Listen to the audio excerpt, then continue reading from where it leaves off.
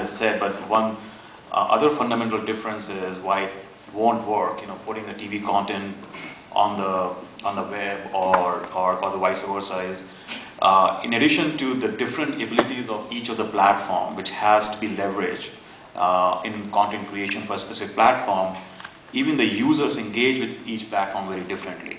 So the way I engage with my cell phone is very different than the way I engage with the TV and the way I consume content on the web. So that has to be leveraged. That's why you have to create content from scratch for each of the platform, realizing those differences.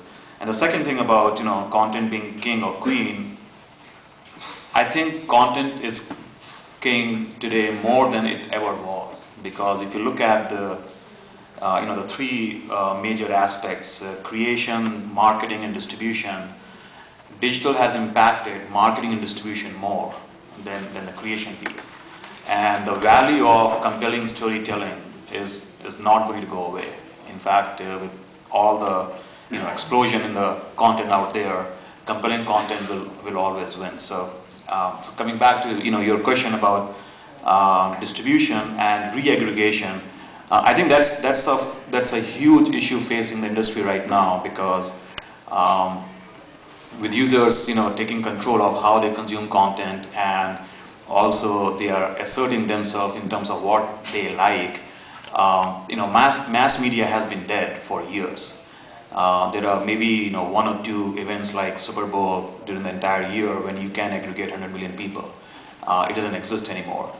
And with digital, it is being facilitated for the user to actually do their own thing at their own time. So it's a huge challenge. And what really will provide the solution there is technology. How you reach out one individual at a time, find the right demo and the right genre-based audience, and re-aggregate on the back end using technology.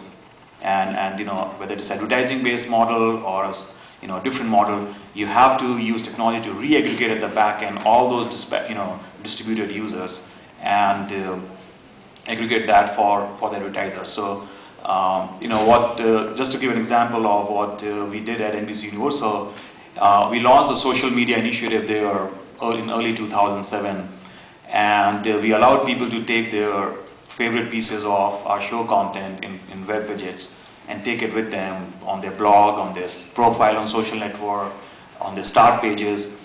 And there was a lot of education which had to be done within the company, because people just didn't understand why we are doing it. We are asking people to go away from our property, as opposed to what we have been trying is aggregate them on our sites.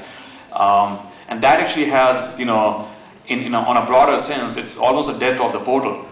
Portals are bleeding traffic to all the social media sites, as we all know, for the obvious reason that people are customizing their experiences and they want to spend time where they want to spend, when they want to spend. So when we started the social media initiative within the company, there was a lot of education required, but ultimately I can say today we get more uniques across our distributed content widgets all over the world than on any one of a single website. And based on what users are telling us about themselves, because when a user comes to a property and picks Top Chef blog widget or a Heroes content widget, they tell something about themselves to us. And based on what consumption is happening across the distributed web, we can actually figure out where the right kind of demographic is and re-aggregate on the back end and deliver advertising against that. So just one other thing on distribution. I mean, we found, and I think we're saying the same thing, you need to go where the customers are, right? You can't drive everybody back in. And so for our distribution network, one of the things that we've been doing is setting up branded environments on, say, YouTube. And to go one step further, we've been embedding our video player into their sites. So I believe we're the only ones to have embedded our video player into YouTube, where everyone is doing it the other way. So if you're watching, say, Ghostbusters on YouTube, our movie, and it's branded Crackle, it's our video, you get the traffic credit, we're serving the ads, it can provide DRM and a better consumer experience. That's not insignificant. I mean, he was telling us that earlier. I think that's